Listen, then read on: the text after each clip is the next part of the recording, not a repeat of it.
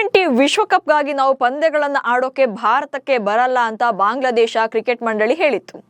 ಈ ವಿಚಾರವಾಗಿ ಈಗಲೂ ಕೂಡ ಐಸಿಸಿ ಹಾಗೆ ಬಿಸಿಬಿ ನಡುವೆ ಒಂದಷ್ಟು ಡೆವಲಪ್ಮೆಂಟ್ಸ್ ಆಗ್ತಾ ಇದೆ. ಇದುವರೆಗೆ ಯಾವುದೇ ಅಂತಿಮ ತೀರ್ಮಾನವನ್ನು ತೆಗೆದುಕೊಳ್ಳೋಕೆ ಸಾಧ್ಯವಾಗಿಲ್ಲ. ಆದರೆ ಬಾಂಗ್ಲಾದೇಶದೊಳಗಿನ ಕ್ರಿಕೆಟ್ನಲ್ಲೇ ಈಗ ಕೋಲಾಹಲ ಎದ್ದಿದೆ. ಭಾರತಕ್ಕೆ ಬರೋದು ಅಥವಾ ಬಿಡೋದಿರಲಿ, ಬಾಂಗ್ಲಾ ಪ್ರೀಮಿಯರ್ ಲೀಗ್ನಲ್ಲೇ ಬಾಯ್ಕಾಟ್ ಬೆಂಕಿ ಬಿದ್ದಿದೆ. ಐಸಿಸಿ ನಿಯೋಗ ಬಾಂಗ್ಲಾಗೆ ವಿಸಿಟ್ ಕೊಡೋಕ್ಕೂ ಕೂಡ ಸವಾಲುಗಳು ಎದುರಾಗಿವೆ. ಭಾರತವನ್ನ ಕೆಣಕಿರುವಂತ ಬಾಂಗ್ಲಾ ಈಗ ಎಂಥ ಪರಿಸ್ಥಿತಿಗೆ ಬಂದಿದೆ ಅನ್ನೋದನ್ನ ಈ ವಿಡಿಯೋದಲ್ಲಿ ಹೇಳ್ತೇನೆ. ನಾನು ಶಾಂತ. ನೀವು ಸುದ್ದಿಯಾನದ ಸಬ್ಸ್ಕ್ರೈಬರ್ ಆಗೋದಕ್ಕೆ ಮರಿಬೇಡಿ.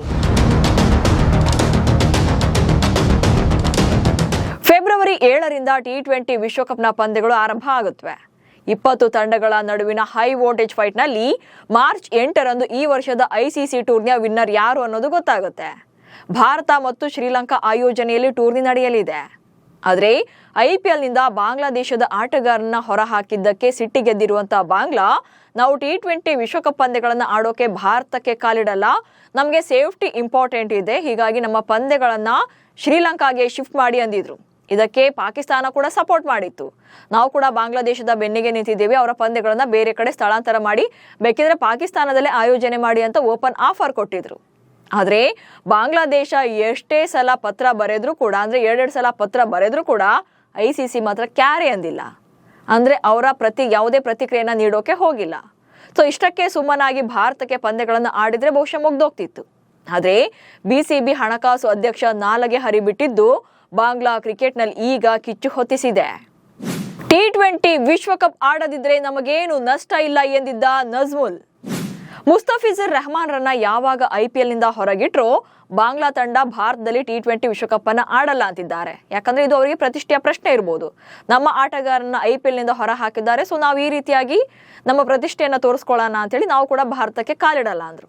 ಈ ಬಗ್ಗೆ ಮಾತನಾಡಿದಂತ ಅಲ್ಲಿನ ಹಣಕಾಸು ಸಮಿತಿ ಅಧ್ಯಕ್ಷ ನಜ್ಮುಲ್ ಹಸನ್ ಬಾಂಗ್ಲಾ ಆಟಗಾರರ ಬಗ್ಗೆ ಕೇವಲವಾಗಿ ಮಾತನಾಡಿದ್ರು. ಬಾಂಗ್ಲಾ ಕ್ರಿಕೆಟಿಗರು ಒಂದೇ ಒಂದು ಐಸಿಸಿ ಟ್ರೋಫಿನ ಗೆದ್ದಿಲ್ಲ. T20 ವಿಶ್ವಕಪ್ನಿಂದ ಬಾಂಗ್ಲಾದೇಶ ಹಿಂದಕ್ಕೆ ಸರಿದ್ರೆ ಅಥವಾ ಭಾರತಕ್ಕೆ ಹೋಗಿ ನಾವು ಪಂದ್ಯಗಳನ್ನು ಆಡದೇ ಇದ್ರೆ ಮಂಡಳಿಗೆ ಯಾವುದೇ ರೀತಿ ನಷ್ಟ ಇಲ್ಲ, ಆದ್ರೆ ಆಟಗಾರರಿಗೆ ಸಂಭಾವನೆ ಸಿಗೋದಿಲ್ಲ ಎಂದಿದ್ರು. ಅಲ್ಲದೆ ಮಾಜಿ ಕ್ರಿಕೆಟಿಗ ತಮೀಮ್ ಇಕ್ಬಾಲ್ ಅವರನ್ನ ಭಾರತದ ಏಜೆಂಟ್ ಅಂತ ಕರೆದಿದ್ರು. ಇದು ಅಲ್ಲಿನ ಆಟಗಾರನ ಕೆರಳಿಸಿತ್ತು. ಆಟಗಾರರ ಪರ ನಿಂತವರಿಗೆ ಜೀವ ಬೆದರಿಕೆ. ಇನ್ನು ಬಾಂಗ್ಲಾದೇಶದ ಕ್ರಿಕೆಟಿಗರ ಪರ ನಿಂತಿದ್ದಂತ ಕಲ್ಯಾಣ ಸಂಘ ಅಲ್ಲಿನ ಅಧ್ಯಕ್ಷ ಮೊಹಮ್ಮದ್ ಮಿಥುನ್ಗೆ ಈಗ ಜೀವ ಭಯ ಸೃಷ್ಟಿಯಾಗಿದೆ. ಬಿಸಿಬಿಯ ಹಣಕಾಸು ಸಮಿತಿ ಅಧ್ಯಕ್ಷ ನಜ್ಮುಲ್ ಅವರನ್ನ ರಾಜೀನಾಮೆ ಕೊಡಬೇಕು ಅಂತೇಳಿ ಮಿಥುನ್ ಆಗ್ರಹಿಸಿದ್ರು. ಬಾಂಗ್ಲಾದೇಶ ಕ್ರಿಕೆಟಿಗರ ಕಲ್ಯಾಣ ಸಂಘ ಬಿಸಿಬಿಯ ಹಣಕಾಸು ಸಮಿತಿ ಅಧ್ಯಕ್ಷ ಸ್ಥಾನದಿಂದ ನಜ್ಮುಲ್ ಅವರನ್ನ ವಜಾ ಮಾಡಬೇಕು ಅಂತ ಒತ್ತಾಯಿಸಿದ್ರು. ಇಲ್ಲದೇ ಇದ್ರೆ ಬಾಂಗ್ಲಾ ಪ್ರೀಮಿಯರ್ ಲೀಗ್ನಲ್ಲಿ ಯಾವ ಆಟಗಾರರು ಕೂಡ ಆಡೋದಿಲ್ಲ ಎಂದಿದ್ರು. ಅದರಂತೆ ಗುರುವಾರ ನಡೆಯಬೇಕಿದ್ದ ಪಂದ್ಯಗಳಿಂದ ಬಾಂಗ್ಲಾದೇಶದ ಆಟಗಾರರು ಕೂಡ ಹಿಂದೆ ಸರಿದಿದ್ರು. ಹೀಗಾಗಿ 2 ಪಂದ್ಯಗಳು ರದ್ದಾಗಿದ್ವು ಕೂಡ. ಗುರುವಾರದ 2 ಪಂದ್ಯಗಳು ಮುಂದೂಡಿಕೆ ಆಗಿದ್ರಿಂದ ಅಲ್ಲಿನ ಅಭಿಮಾನಿಗಳು ಏನ್ ಮಾಡ್ತಾರೆ, ಪಂದ್ಯ ನಡಿಬೇಕಿದ್ದಂತ ಕ್ರೀಡಾಂಗಣದ ಹೊರಗಡೆ ದಾಂಧಲೆಯನ್ನ ನಡೆಸ್ತಾರೆ, ಫ್ಲೆಕ್ಸ್ ಗಳನ್ನ ಹರಿದಾಕ್ತಾರೆ, ಬ್ಯಾರಿಕೇಡ್ಗಳನ್ನ ಕಿಚ್ಚೇರಿಸ್ತಾರೆ, ಹಾಗೆ ಆಕ್ರೋಶವನ್ನು ವ್ಯಕ್ತಪಡಿಸ್ತಾರೆ. ಕೆಲವು ಕಡೆಗಳಲ್ಲಿ ರಸ್ತೆ ಕೂಡ ತಡೆ ನಡೆಸಿದ್ದಾರೆ. ಇದರ ಬೆನ್ನಲ್ಲೇ ಎಚ್ಚೆತ್ತಂತ ಬಿಸಿಬಿ ನಜ್ಮುಲ್ ರನ್ನ ಹಣಕಾಸು ಸಮಿತಿ ಅಧ್ಯಕ್ಷ ಸ್ಥಾನದಿಂದ ವಜಾಗೊಳಿಸಿದೆ. ಆನಂತರ ಮತ್ತೆ ಬಾಂಗ್ಲಾ ಪ್ರೀಮಿಯರ್ ಲೀಗ್ನ ಪಂದ್ಯಗಳು ಸ್ಟಾರ್ಟ್ ಆಗಿವೆ. ಸೊ ಇಷ್ಟೆಲ್ಲ ಬೆಳವಣಿಗೆಗಳ ಬೆನ್ನಲ್ಲೇ ಮೊಹಮ್ಮದ್ ಮಿಥುನ್ಗೆ ಈಗ ಜೀವ ಬೆದರಿಕೆ ಫೋನ್ ಕರೆಗಳು ಬರ್ತಿವೆ ಅಂತ ಆರೋಪ ಮಾಡಿದ್ದಾರೆ. ನಾನು ದೇಶದ ವಿರುದ್ಧ ಏನು ಮಾತನಾಡಲಿಲ್ಲ, ಕ್ರಿಕೆಟಿಗರು ಹಾಗೆ ಆಟಗಾರರ ಹಿತಾಸಕ್ತಿಗಾಗಿ ಮಾತನಾಡಿದ್ದೇನೆ. ಒಂದು ಸಂಸ್ಥೆಯ ಅಧ್ಯಕ್ಷನಾಗಿದ್ದು ಆಟಗಾರರ ಪರ ಮಾತಾಡಿದ್ರೆ ಅದರಲ್ಲಿ ತಪ್ಪೇನಿದೆ ಅಂತ ತಮ್ಮ ಪರ ತಾವೇ ಬ್ಯಾಟ್ ಬೀಸ್ಕೊಂಡಿದ್ದಾರೆ. ಇದೆಲ್ಲದರ ನಡುವೆ ಈಗ ಹೊಸ ಸಮಸ್ಯೆ ಕೂಡ ಶುರುವಾಗಿದೆ. ಬಾಂಗ್ಲಾ ಭೇಟಿಗೆ ಸಿದ್ಧವಾಗಿದ್ದ ಐಸಿಸಿ ಅಧಿಕಾರಿಗಳಿಗೆ ವೀಸಾ ಸಮಸ್ಯೆ. ಇನ್ನು ಇದೆಲ್ಲದರ ನಡುವೆ T20 ವಿಶ್ವಕಪ್ಗಾಗಿ ಭಾರತದಲ್ಲಿ ಪಂದ್ಯಗಳನ್ನು ಆಡುವಂತೆ ಹಾಗೆ ಇರುವಂತ ಸಮಸ್ಯೆಗಳು ಏನು ಅನ್ನೋದನ್ನ ಚರ್ಚೆ ಮಾಡೋಕೆ ಅಂತೇಳಿ ಐಸಿಸಿ ನಿಯೋಗ ಇವತ್ತು ಬಾಂಗ್ಲಾಗೆ ವಿಸಿಟ್ ಕೊಡೋಕೆ ರೆಡಿ ಆಗಿದೆ. ಆದ್ರೆ ಬಾಂಗ್ಲಾಗೆ ತೆರಳೋಕೆ ಭಾರತೀಯ ಮೂಲದ ಅಧಿಕಾರಿಗಳಿಗೆ ವೀಸಾ ಪಡೆಯೋಕೆ ಸಾಧ್ಯವಾಗಿಲ್ಲ.